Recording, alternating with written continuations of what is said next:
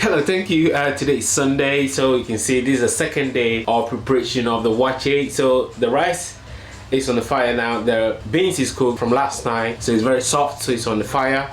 So I hope you enjoy this process of the waakye cooking. I'm not professional, but I think, you know, when you live in the UK and you can't get your best meal, you have to work hard to get a way or find a way to cook this delicious meal. So I hope you enjoy the rest of the video. Thank you very much.